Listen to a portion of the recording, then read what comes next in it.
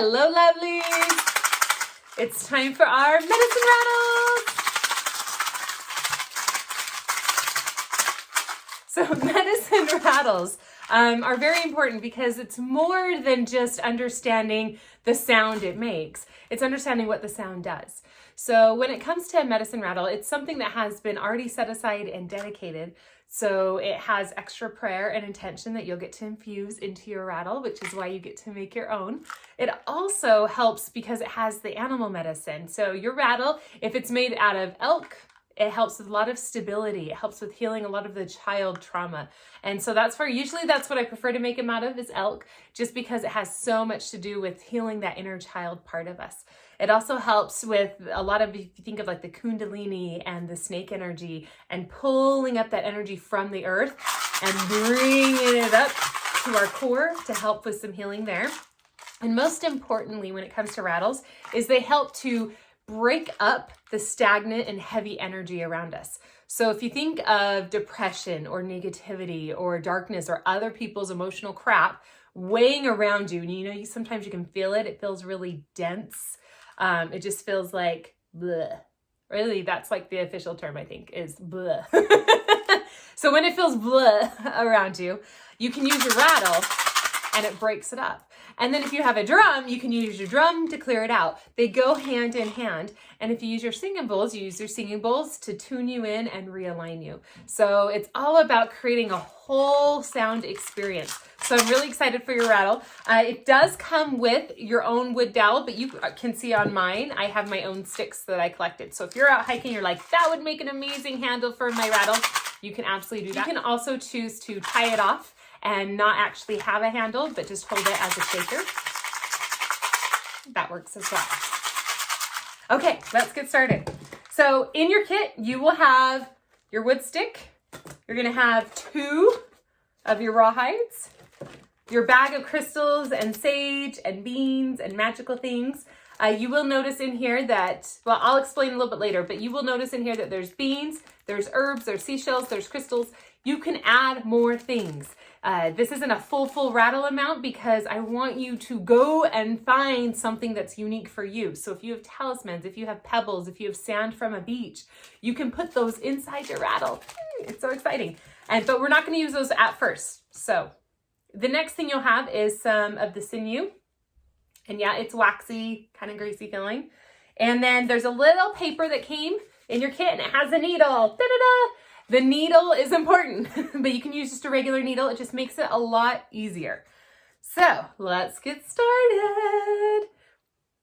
When we first get our rawhide rattle, you're going to take it and you're going to want to put it in water. Just a simple container of water. You want to do it until they're bendy and pliable. And you'll notice the color will change. They'll go from this dark color to a very, very light color. That's how you know that it's ready, because it's pliable, it's bendy. Project.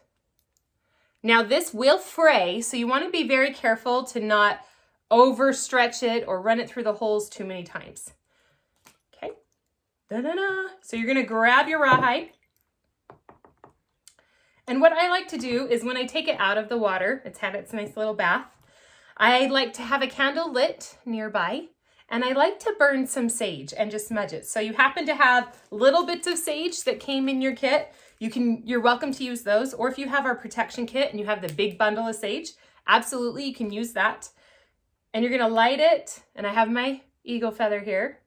Well, imitation eagle feather. I should probably say that in case somebody sees this video and gets really mad. And you're gonna take the sage and you're gonna brush the sage onto the rattle. And what this does is it helps to honor the animal. You can offer a prayer of gratitude. And it also helps to cleanse it and cleanse our space. You can even take some and swoop it up over your head, invoking any intention you want. Now is the time to start thinking about it. What is it that you're wanting to create out of making this beautiful healing tool? Is it to invite in some more confidence, some more peace? Is it to create that sense of clarity? Is it purely to cleanse?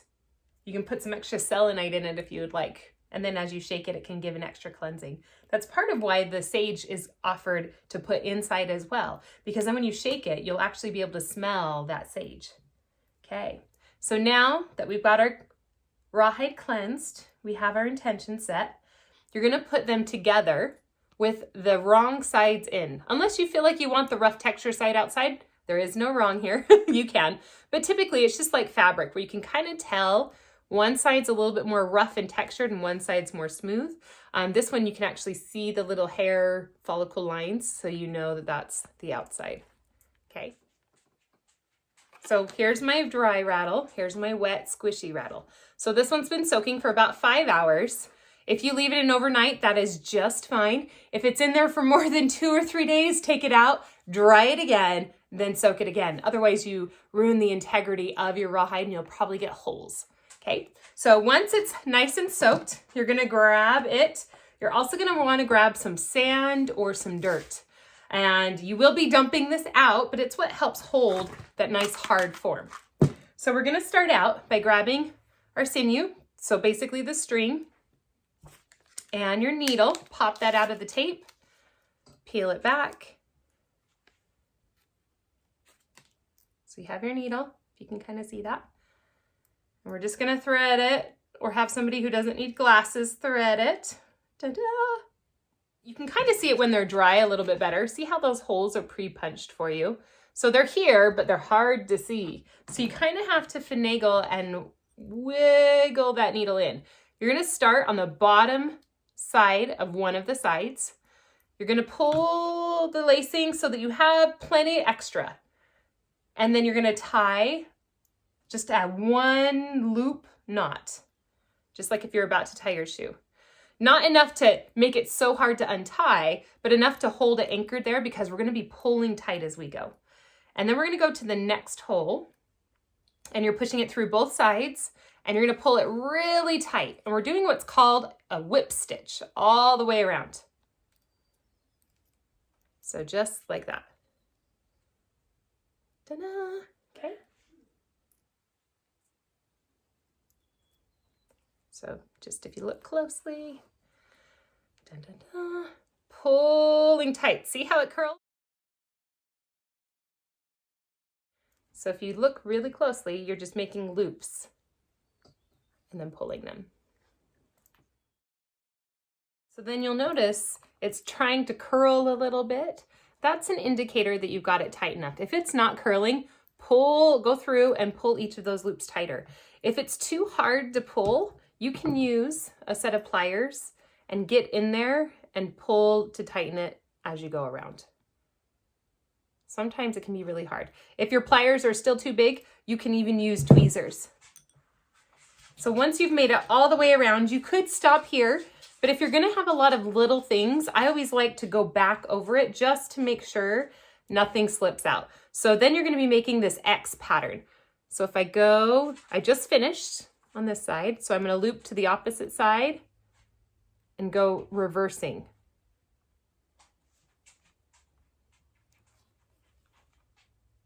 So it forms a little V right there. And then again, I'm going in the opposite way now, through the same holes. And you can see it creates this little line there.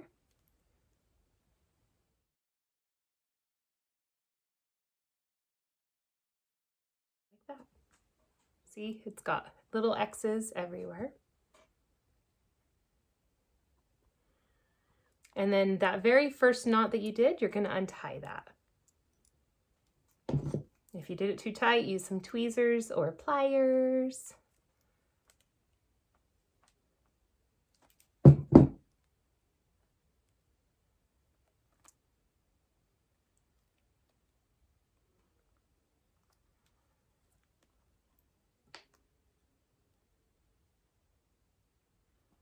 I'm just unlooping it.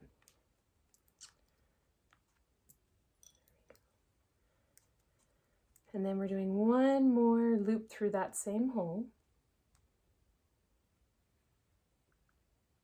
And we have our finished sewn rattle. So then you're just going to want to cut the needle off so you don't have to worry about something sharp. Watch out for small children. Next thing we're gonna do is we're gonna stuff it with some sand or dirt by opening it up at that same open spot. You can put a funnel in if you'd like, or even a piece of paper, but you're going to feel all the sand in there. So this is just play sand. So you pour it in, and then you'll take your stick and you're gonna mash it in. And if you got it nice and tight, your neck may be a little bit narrow. You can loosen up these edges if you need to. But once you get the sand in, you're gonna push it down really, really tight. Because if there's any gaps, we're gonna have basically indents. Because what's gonna happen is the rawhide's gonna try and shrink in. So anytime there's nothing pushing back, it'll shrink and try and form to whatever exists on the other side. Ooh, that could be really deep, like all of us. Whatever exists on the other side, we will conform to. No conforming here. We get to choose. So, and you're just gonna fill that with sand. Sand is best, but dirt is great. Avoid if you have a lot of clay in your dirt, you may wanna use some potting soil. You are gonna dump it back out, so if you borrow it from your neighbor's sandbox, you can always return it. And so as the bag starts to get full, it's this little pouch. And this is also a good indicator of if you have any holes, because the sand or dirt will fall through the holes. And if it's falling through the holes, your crystals are gonna fall out. And you're just gonna mash it really, really, really tight.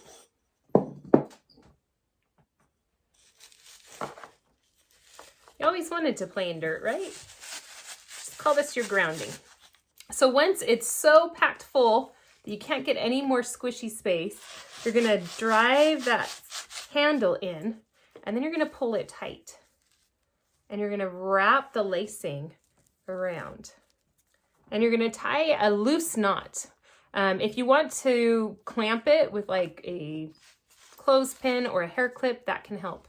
Now look at your rattle. Smooth off any pieces that may look too bulky or bulgy, because however it looks is how it's going to stay. So make sure your stick is straight. So while we wait for this baby to dry, at least 2 days is how long you want to wait, you're going to make sure that it's out of the sun, because the sun can cause it to dry too quickly and can cause tearing and ripping. You also want to just keep it in a cool, dry place. Keep it away from dogs, because it is rawhide, which means it is a dog treat. So the top of a closet is great. You can also keep in mind as you go out the next few days, and if you happen to see a stone that catches your eye, or a pebble, something small, but enough that it means something, go ahead and collect those and save them, and you can put them in your rattle. You can also add your own crystals or your own herbs or magical juju that you would love to have included in this. So now you have 2 days to think about, wonder what that would sound like, or I wonder what energy that would bring to my world. So happy being patient. No, really, we're being patient. All right, so it's been about 3 days and my rattle is now dry. You know it's dry when you have it nice and hard, and if you listen, you can hear that it's actually hard and it's no longer squishy or absorbing the sound. So then what we're gonna do is we're gonna grab a container, because we have all that sand we put inside. So the next thing we're gonna do is we're going to untie our string here and unwind it. Then we're gonna wiggle that stick out.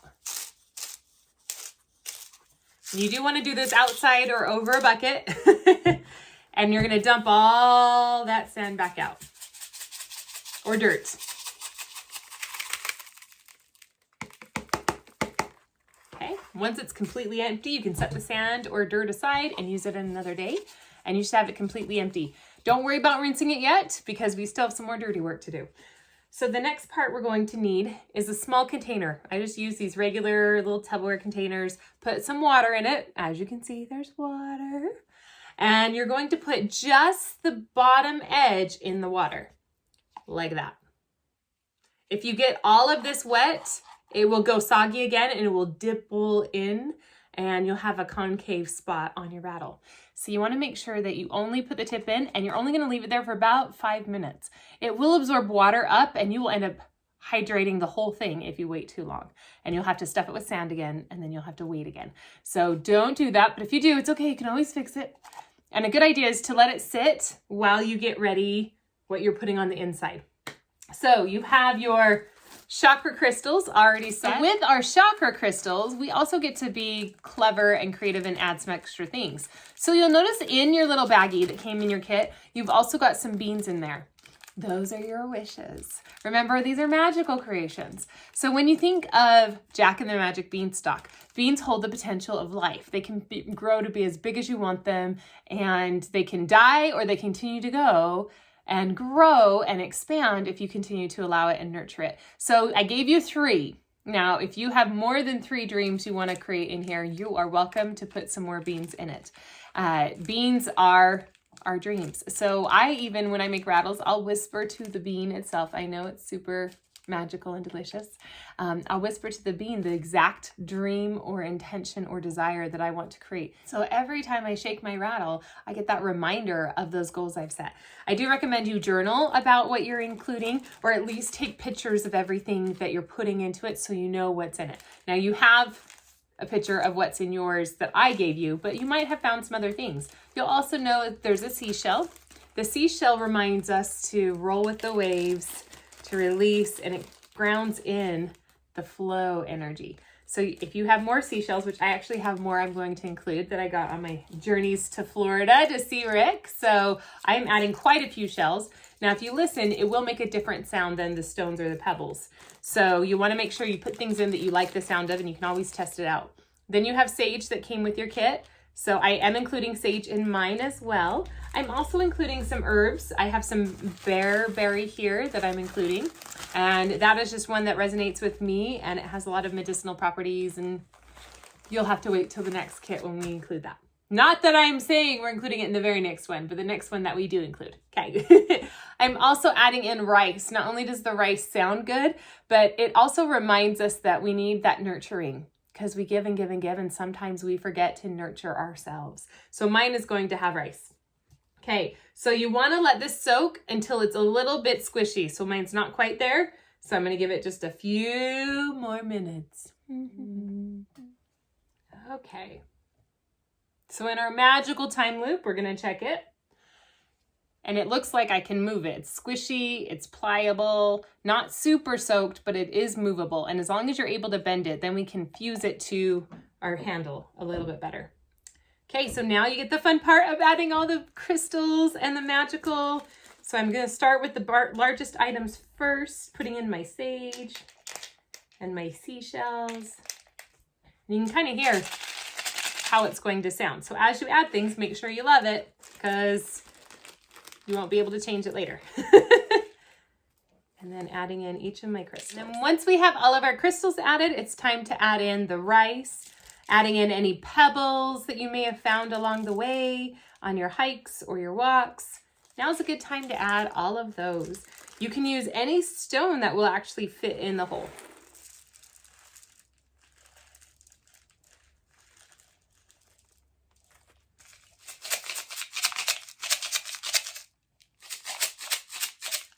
I like the sound of that. So in mine I'm making today, I'm actually adding some lemongrass essential oils and also some citrus.